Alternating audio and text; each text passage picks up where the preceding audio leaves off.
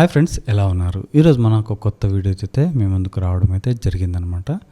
School assistant social విభాగంలో భాగంగా మనం కంటెంట్లో ఉన్నటువంటి లెసన్స్ గురించి అయితే మనం తెలుసుకునే ప్రయత్నం అయితే చేస్తున్నాం అనమాట. దానికి సంబంధించి మనం గత వీడియోలో అయితే ఒక లెసన్ మనం పటాలు తయారీ గురించి అయితే మనం తెలుసుకోవడం జరిగిందనమాట. అదేవిధంగా ఇప్పుడు సెకండ్ పాఠమైనటువంటి గ్లోబు భూమికి నమూనా గురించి మనం తెలుసుకునే ప్రయత్నం అయితే చేద్దాం. ఈ 6వ తరగతి మొత్తం పాఠాలు చూసినట్లయితే 21 పాఠాలు అయితే ఉండడం జరిగిందనమాట. అందులో మొదటి లెసన్ వచ్చినటువంటి పటాల అధ్యయనం తయారీ గురించి అయితే మనం గత వీడియోలో అయితే తెలుసుకోవడం అయితే జరిగింది. తర్వాత ఈరోజు మనం గ్లోబు భూమికి నమూనా అనే పాఠం గురించి ఈ వీడియోలో మనం తెలుసుకునే ప్రయత్నం అయితే చేద్దాం. ఇక్కడ చూసినట్లయితే గ్లోబు భూమికి నమూనా, ఇక్కడ మనం చూసినట్లయితే సుందర్, కల్పన ఒకరోజు సాయంత్రం చంద్రుడిని చూస్తున్నారు. నేను చంద్రుడిని మీదకు వెళ్ళి భూమిని చూస్తే ఏ విధంగా కనిపిస్తుంది? అక్కడి నుంచి నేనేమి చూడగలను అని సుందర్ అడిగాడు. మనం అనుకున్న విషయాలన్నీ అంతర్జాలంలో ఇంటర్నెట్లో సులభంగా చూడవచ్చు అని కల్పన చెప్పింది. తర్వాత చంద్రునిపై నుంచి తీసిన భూమి చిత్రాలను చూపించింది. అవి ఇలా ఉన్నాయని చెప్తుంది. ఇక్కడ చూసినట్లయితే ఇది ఒక చిత్రం చూడవచ్చు. ఇక్కడ చూసినట్లయితే మనకి చంద్రునిపై ఉదయిస్తున్న భూమి అని అయితే మనం ఇక్కడ చూస్తున్నాం అన్నమాట. సో ఇక్కడ చూసినట్లయితే భూమి నీలి చందమామలాగా కనిపించడం లేదా? భూమి మీద అధిక భాగంలో మహాసముద్రాలు ఆవరించి ఉండడం వల్ల అది నీలంగా కనిపిస్తుంది. పై చిత్రంలో సూర్యకాంతి పడుతున్న భూభాగం మాత్రమే కనబడుతుంది. ఇక్కడ ఈ చిత్రంలో చూసినట్లయితే మనకు ఈ భాగం మాత్రమే కనిపిస్తుంది, మిగతాది మనకి ఇక్కడ సూర్యరశ్మి పడకపోవడం వల్ల కనిపించట్లేదు అనేది ఇక్కడ మనకి చెప్పడం జరుగుతుంది. అదేవిధంగా ఇక్కడ చూసినట్లయితే భూమి బంతి మాదిరిగా ఉంది. ఈ చిత్రాన్ని చూసి భూమి ఆకారం చంద్రుడిలాగా ఉందని గుర్తించారు కదా. కొన్ని గ్లోబులను తరగతి గదిలోని తీసుకురండి. ప్రతి 5-6 విద్యార్థులు గల జట్టు ఒక గ్లోబు ఉండేలా చూడండి. భూమికి గ్లోబ్ ఒక నమూనా. ఇక్కడ చూసినట్లయితే భూమి దేనికి నమూనా? గ్లోబుకి నమూనా. ఇది భూమి ఆకారాన్ని, నేల, నీరు, ఖండాలు, మహాసముద్రాలు, ప్రపంచంలోని దేశాలను చూపుతుంది. ఇక్కడ చూసినట్లయితే మనకి ఒక గ్లోబు పటం మనకి ఇక్కడ చిత్రం ఇవ్వడం జరిగిందనమాట. సో ఇక్కడ మనం చూసినట్లయితే ఇక్కడ బాక్స్లో ఉన్నటువంటి ఐటమ్స్ ఏమున్నాయో ఒకసారి మీరు చదవండి, దానికి సంబంధించిన ఆన్సర్ చేసే ప్రయత్నం చేయండి. ఒకవేళ మీకు తెలియనట్లయితే ఆ పేజ్ నెంబర్ పెట్టి దానిలో ఉన్నటువంటి ఏదైతే ఉందో దాన్ని అడిగే ప్రయత్నం చేయండి. నేనైతే మీకు ఆన్సర్ చేయడం అయితే జరుగుతుందనమాట. ఇక్కడ చూసినట్లయితే భూమి ఒక బంతిలాగా గోళాకారంలో కనబడుతుంది. మనుషులు దానిపైన ఎలా నిలబడతారని నువ్వు అనుకుంటున్నావు? భూమిపైన నిలబడి ఉండేటట్లు బొమ్మలను వివిధ స్థలాల్లో ఉంచండి. భూమికి కింది వైపు ఉన్న మనిషి తలకిందులుగా ఉన్నాడనిపిస్తుంది. అలాగే మధ్యలో ఉన్న మనిషి భూమి పైనుంచి పడిపోతాడనిపిస్తుంది. మనం ఎప్పుడు భూమి మీద నుంచి పడిపోం, ఎందుకంటే భూమి ఒక బలమైన అయస్కాంతంలాగా పనిచేస్తూ మనందరినీ తన వైపు ఆకర్షిస్తూ ఉంటుంది. నిజానికి మనం భూమి మీద పడతాం, కానీ భూమి పైనుంచి పడిపోం. సో ఇక్కడ మనం భూమి పైనుంచి పడకపోవడానికి కారణం ఏంది? భూమి ఆకర్షణ శక్తి అని మనకి ఇక్కడ చెప్పడం జరిగింది. ఇక్కడ చూసినట్లయితే గోళాకృతి అని ఇవ్వడం జరిగింది. నిజానికి భూమి ఖచ్చితంగా గోళాకారంలో ఉండదు, ఖచ్చితంగా గుండ్రంగా ఉండదు. ఉత్తర దక్షిణ ధృవాలు దగ్గరగా కొద్దిగా నొక్కుకుపోయి భూమధ్య రేఖ దగ్గర కొద్దిగా ఉబ్బినట్లు ఉంటుంది. ఈ తేడా అతి తక్కువగా ఉండడం వల్ల చాలా గ్లోబులు పటాలు దీన్ని చూపించవు అని మనం ఇక్కడ చూడవచ్చు. ఇక్కడ చూసినట్లయితే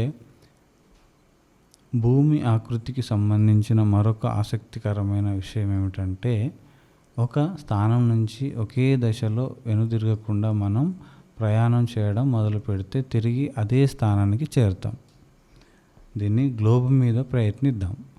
ఒక స్థానం వద్ద బయలుదేరి అదే రేఖలో వెళ్తూ ఉంటే బయలుదేరిన స్థానానికి తిరిగి చేరుతాం. సో ఇక్కడ చూసినట్లయితే ప్రాచీన కాలంలోనే భారతీయులు మరియు యూరోప్లోని శాస్త్రవేత్తలు భూమి బంతి లేదా గోళం వలె గుండ్రంగా ఉందని గమనించారు. ఇటలీకి చెందిన అన్వేషకుడైన కొలంబస్ వంటి నావికులు సాధారణ శకం 1492 సంవత్సరంలో భారతదేశాన్ని చేరుకోవాలని యూరోప్ నుంచి బయలుదేరాడు.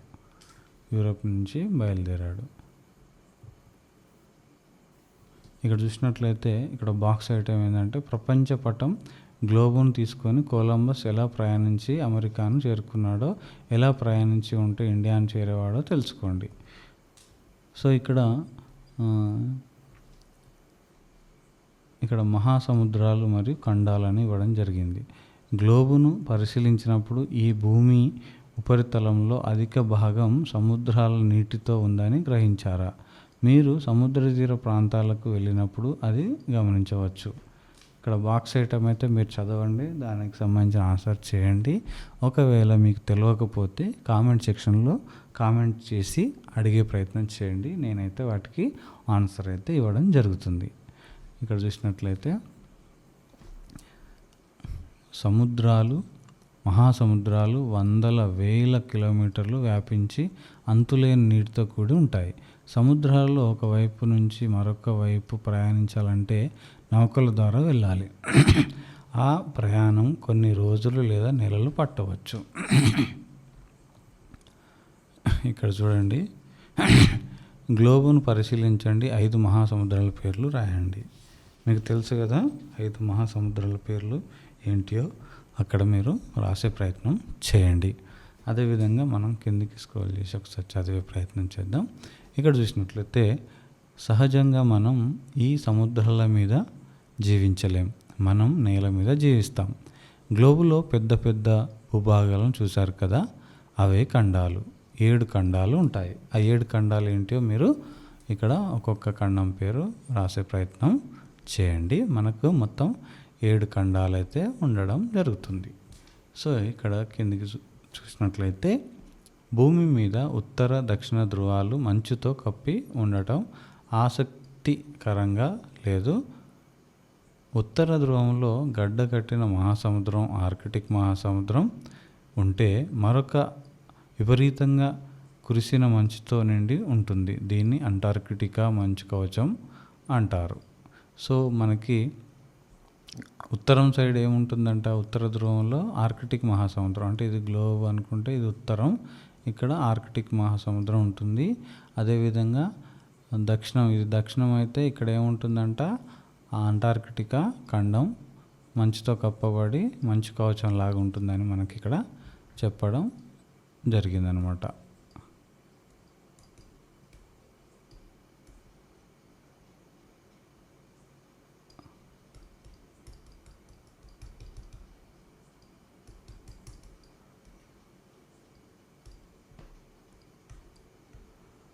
సో ఇక్కడ మనం ఒకసారి చూసినట్లయితే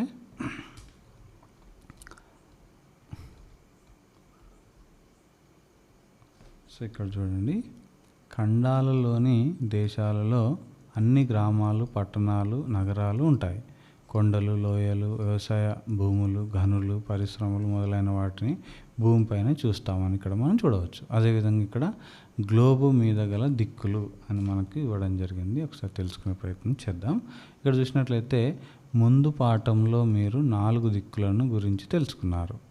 సో ఉత్తరం, దక్షిణ ధృవాలను గుర్తించగలరు.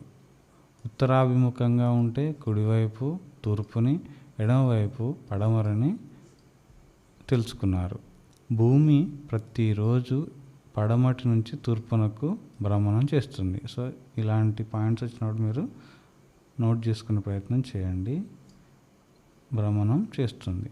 సో గ్లోబును తిప్పి భూభ్రమణం ఎలా జరుగుతుందో తెలుసుకోండి. గ్లోబును ఇట్లా ఒకసారి చుట్టి దాన్ని ఇట్లా తిప్పి అది భ్రమణం ఏ దిశ నుంచి చేస్తుందో తెలుసుకోండి అని చెప్పడం జరిగింది. ఇక్కడ చూసినట్లయితే భూమిపై 2 ధృవాలను చూశారు కదా. ధృవాలు అంటే ఏమిటి? ధృవాలు అనేవి భూమిని 2 వైపులా ఉండే 2 చుక్కలు. పై చుక్క నుంచి కింది చుక్కకు భూమి మధ్యలో గుండా ఒక రేఖను గీసినట్లు ఊహిస్తే దానిని అక్షం అంటారు. ఈ అక్షం చుట్టూ భూమి భ్రమణం చేస్తుందని చెప్పవచ్చు. ఈ అక్షం చుట్టట భూమి ఏం చేస్తారట? భ్రమణం చేస్తుందని చెప్పవచ్చు అని ఇక్కడ ఇవ్వడం జరిగింది. ఇక్కడ గ్లోబ్ ఇవ్వడం జరిగింది. ఇక్కడ మధ్య నుంచి వచ్చేది అక్షం అని, ఇది ఉత్తరం, ఇది దక్షిణం, ఇది మధ్యలో ఉన్నది వచ్చేసి భూమధ్య రేఖ. ఇది భూమి ఈ దిశను తిరగడం అయితే జరుగుతుంది. దీన్ని భూభ్రమణం అని చెప్పవచ్చు. ఈ దిశను తిరుగుతుంది అంటే యాంటీ క్లాక్ వైజ్లో భూమి భ్రమణం అయితే ఉండడం జరుగుతుంది. ఇక్కడ చూసినట్లయితే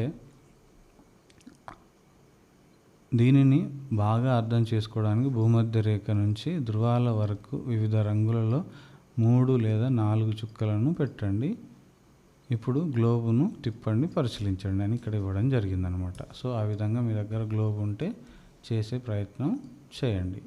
సో మీకు సులువుగా అర్థం చేసుకునే వెసులుబాటు చేసుకోవచ్చు. ఇక్కడ చూసినట్లయితే ధ్రువం పైన పెట్టిన చుక్క కదలదని గమనిస్తారు. అంటే అదే స్థలంలో ఉంటుంది. భూమధ్య రేఖ మీద చుక్క పెడితే ఏమవుతుంది ఒకసారి చూడండి. ఇక్కడ చూసినట్లయితే గ్లోబు మీద రేఖలు. గ్లోబు మీద ఒకదానికొకటి ఖండించుకుంటున్న అనేక రేఖలను చూశారు. కొన్ని ఉత్తర ధ్రువం నుంచి దక్షిణ ధ్రువానికి, మరికొన్ని పడమర నుంచి తూర్పునకు ఉన్నాయి. గ్లోబు మీద మరియు పటంలో ఒక ప్రాంతాన్ని గుర్తించడానికి మానచిత్రాలు, మ్యాపు రూపకర్తలు గీసిన ఊహారేఖలు ఇవి. వీటిని ఎలా గీస్తారో పై తరగతుల్లో నేర్చుకుంటారు. ఇప్పుడు మనం ముఖ్యమైన రేఖలను గురించి తెలుసుకుందాం. సో ఇక్కడ చూసినట్లయితే గ్లోబుపై అక్షాంశ రేఖాంశాల భావనను తెలియజేసే గీతలతో పాటు ధృవాలపై కూడా ఆర్యభట్ట వంటి భారతీయ పూర్వీకులకు స్పష్టమైన అవగాహన ఉంది. ఇలాంటి పాయింట్స్ వచ్చినప్పుడు మీరు నోట్ చేసుకునే ప్రయత్నం అయితే చేయండి. మనకి టెట్ కానీ డిఎస్సి కానీ ఇతర ఏ కాంపిటేటివ్ పరంగానైనా మనకు ఉపయోగించే అవకాశం ఉంటుంది. సో ఇక్కడ చూసినట్లయితే ప్రదేశాలను గురించి వివరించడానికి ఈ పదాలను ఉపయోగించారు. చూసినట్లయితే మనం ఇక్కడ అక్షాంశాలు అని ఇవ్వడం జరిగింది. అక్షాంశాలు భూమికి అడ్డంగా పడమర నుంచి తూర్పునకు గీచి ఉన్న ఊహారేఖలే అక్షాంశాలు. అక్షాంశాలు ఎటు నుంచి ఎటుగా ఉన్నాయి? పడమర నుంచి తూర్పునకు అని ఇక్కడ ఇవ్వడం జరిగింది అక్షాంశాలు. ఈ అక్షాంశ రేఖలను గుర్తించగలరా? వాటి పొడవులను సరిపోల్చండి. అవన్నీ ఒకే పొడవు ఉంటాయని అనుకుంటున్నారా? సో ఇక్కడ మనకి అక్షాంశాలతో గ్లోబ్పై అక్షాంశాలను మనకి ఇవ్వడం జరిగింది. ఇది ఉత్తర ధ్రువము, ఇది దక్షిణ ధ్రువం కింద ఉంటుంది. అదేవిధంగా ఇది భూమధ్య రేఖ. సో మనకి ఇవన్నీ కూడా ఊహారేఖల్ని మనకి ఇవ్వడం జరిగింది. సో ఇక్కడ చూసినట్లయితే ఇక్కడ ఈ అక్షాంశాలలో పొడవైనది భూమధ్య రేఖ. అన్ని అక్షాంశాలలో పొడవైనది ఏంటంటే భూమధ్య రేఖ. ఇది గ్లోబును 2 సమాన భాగాలుగా చేస్తుంది. భూమధ్య రేఖ ఏం చేస్తుంది? 2 సమాన భాగాలుగా చేస్తుంది. ఈ 2 అర్ధభాగాలను అర్ధగోళాలు అంటారు. గ్లోబులో భూమధ్య రేఖను గుర్తించి అది ఏ ఖండాల గుండా పోతుందో రాయండి. భూమధ్య రేఖ గుర్తించి అది ఏ ఖండాల గుండా పోతుందో రాయమని చెప్తున్నాడు. అదేవిధంగా ఉత్తర దక్షిణ అర్ధగోళాలను గుర్తించండి. ఏ అర్ధగోళంలో భారతదేశం ఉంది, ఏ అర్ధగోళంలో భూభాగం కంటే జలభాగం ఎక్కువగా ఉంది. సో ఈ రెండింటి ఆన్సర్లు మీరు కామెంట్ సెక్షన్లో కామెంట్ చేయండి. సో ఇక్కడ చూసినట్లయితే నెక్స్ట్ వన్ రేఖాంశాలు. ఒక ధ్రువం నుంచి మరొక ధ్రువాన్ని నిలువుగా కలుపుతూ ఉండే రేఖను రేఖాంశాలు అని అంటారు. అక్షాంశాల్లా కాకుండా ఇవన్నీ ఒకే పొడవును కలిగి ఉంటాయి. 2 ముఖ్యమైన రేఖాంశాలు ఉన్నాయి. ఒకటి గ్రీనిచ్ రేఖాంశము, దీన్నే 0 డిగ్రీ రేఖాంశం అని కూడా అంటారు. ఇక్కడ ఏందంట గ్రీనిచ్ రేఖాంశాన్ని ఏమంటాము 0 డిగ్రీ రేఖాంశం అని కూడా అంటారు. మరొకటి అంతర్జాతీయ దీనరేఖ, దీనిని ఏమంటారు అంతర్జాతీయ దీనరేఖ, దీన్ని 180 డిగ్రీ తూర్పు పశ్చిమ రేఖాంశం అని కూడా అంటారు అని ఇక్కడ ఇవ్వడం జరిగింది. ఇవన్నీ కూడా మనకు నోట్ చేసుకునే పాయింట్లు అన్నమాట, మనకి ఫర్దర్గా ఉపయోగపడతాయి.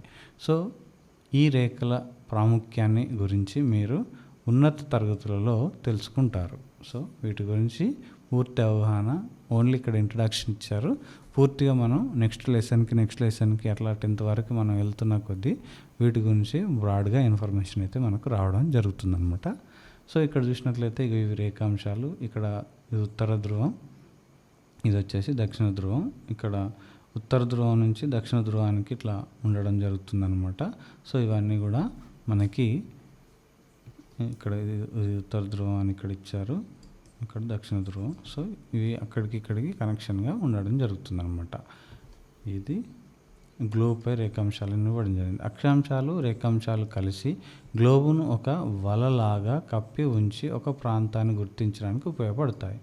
సో ఇక్కడ ఇది ఒక పాయింట్ గుర్తుపెట్టుకోండి, ఇది నోట్ చేసుకునే ప్రయత్నం చేయండి. అక్షాంశాలు రేఖాంశాలు కలిపి ఏం చేస్తాయంట, ఒక వలలాగా కప్పి ఉంటాయి, అంటే ఒక గ్రిడ్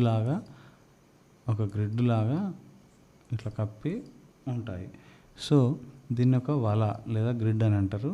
ఒక ప్రాంతాన్ని గుర్తించడానికి ఉపయోగపడతాయి. ప్రాంతాలను ఒక ప్రాంతపు అక్షాంశం రేఖాంశం తెలిస్తే ఆ ప్రాంతాన్ని గ్లోబ్ మీద కానీ మానచిత్రంలో కానీ సులభంగా గుర్తించగలము అని ఇక్కడ చెప్పడం జరుగుతుందన్నమాట.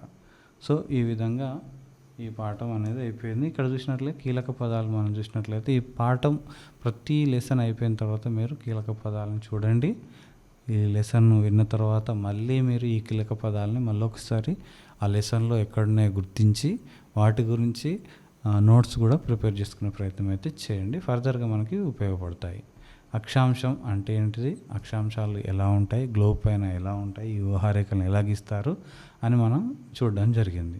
అదేవిధంగా రేఖాంశం అంటే ఏమిటి, గ్లోబ్ పైన ఎలా గీస్తారు, అవి ఏ దిశ నుంచి ఏ దిశకు ఉంటాయి, ఏ ధ్రువాన్ని నుంచి ఏ ధ్రువం వరకు ఉంటాయి చూసినాం. అంతర్జాతీయ దీనరేఖ అంటే ఏంటిది అని మనం తెలుసుకోవడం జరిగింది. అక్షం అంటే ఏమిటిది, గ్లోబ్ మధ్యలో ఉండేదాని అక్షం అని మనం తెలుసుకోవడం జరిగింది అన్నమాట. సో ఈ విధంగా ఈరోజు ఈ పాఠంలో మనం ఈ ముఖ్యమైన కీలక పదాలు కూడా తెలుసుకోవడం అయితే జరిగిందనమాట. ఈ అభ్యసనాన్ని మెరుగుపరచుకోండి అని ఉంది కదా, ఇవి కూడా ఒకసారి చదవండి. చదివిన తర్వాత మీకు ఏవైతే రావో కామెంట్ సెక్షన్లో అయితే కామెంట్ చేసే ప్రయత్నం చేయండి. వాటికైతే నేను ఆన్సర్ అయితే చేయడం అయితే జరుగుతుందన్నమాట. సో ఈ ఖాళీలను కూడా పూరించండి. ఈ అర్ధగోళాలు అన్నమాట, ఈ అర్ధగోళాలను కూడా పూరించండి. సో పూరించినట్లయితే మీకు క్లారిటీ అయితే రావడం అయితే జరుగుతుంది. నేను ఎగ్జాంపుల్గా ఒకటి నేను పూరిస్తాను. ఇది వచ్చేసి మనకి ఉత్తర అర్ధగోళం అన్నమాట. ఇది ఉత్తరం, ఇది దక్షిణం, ఇది తూర్పు ఈస్ట్, ఇది పడమర వెస్ట్. సో ఇక్కడ మనం చూసినట్లయితే ఇది ఏ భాగం, ఇప్పుడు ఉత్తరార్ధగోళం గోళం. సో ఈ విధంగా మీరు మిగతావి కూడా గుర్తించే ప్రయత్నం అయితే చేయండి. ఇదేంటిది, అదేవిధంగా ఇది ఏ భాగంలో ఉంది, ఇదే భాగంలో ఉంది, ఒకసారి గుర్తించండి. కింద పేరు రాయండి, తెలుసుకోండి. సో మీకు ఏమన్నా తెలియకపోతే కనుక కామెంట్ సెక్షన్లో కామెంట్ చేయండి. నేను వాటి ఆన్సర్ అయితే మీకు చెప్పడం అయితే జరుగుతుంది. ఇక్కడ వచ్చి మనకి వరల్డ్ మ్యాప్ ఉంది. ఒకసారి వరల్డ్ మ్యాప్ కూడా మీరు ఫిల్ చేసే ప్రయత్నం చేయండి. ఏ ఖండం ఎక్కడ ఉంది, ఏ సముద్రం ఎక్కడ ఉంది, ఏ మహాసముద్రాలు ఎక్కడ ఉన్నాయి, భారతదేశ పట్టణం ఎక్కడ ఉంది, యూరోప్ ఎక్కడ ఉంది, ఆసియా ఎక్కడ ఉంది, ఇవన్నిటిని కూడా మీరు గుర్తించే ప్రయత్నం అయితే చేయండి. సో మీకైతే ఒక బేసిక్ అవగాహన అయితే మీకు మ్యాప్ పైన కూడా మీకు రావడం అయితే జరుగుతుందన్నమాట. సో ఈ విధంగా ఈరోజు ఈ పాఠం అయిపోయింది. వచ్చే వీడియోలో మనం భూస్వరూపాల గురించి తెలుసుకునే ప్రయత్నం అయితే చేద్దాం. భూస్వరూపాల కంటే ముందు మనం ఏదైతే సెకండ్ లెసన్ గ్లోబు భూమికి నమూనా అనే పాఠం ఉంది కదా, దానికి సంబంధించిన బిట్స్ కూడా మనం అప్లోడ్ చేసే ప్రయత్నం అయితే చేద్దాం. ఎవరైతే ఈ వీడియో చూస్తున్నారో లైక్ చేయండి. అదేవిధంగా స్కూల్ అసిస్టెంట్ సోషల్ ప్రిపేర్ అవుతున్నారో వారైతే మన ఛానల్ అయితే సబ్స్క్రైబ్ చేసుకొని పెట్టుకోండి. ఇలాంటి వీడియోస్ అయితే నేను ప్రతి లెసన్ మీద అయితే తీసుకురావడం అయితే జరుగుతుందన్నమాట. మనం అందరం కూడా కొలాబరేషన్గా మనం చదువుకోవడానికి వీలుంటుంది. సో మరిన్ని వీడియోస్ కోసం అయితే మన ఛానల్ని సబ్స్క్రైబ్ చేసుకొని పెట్టుకోండి. అందరికీ ఆల్వేస్ థ్యాంక్ యూ. జై హింద్.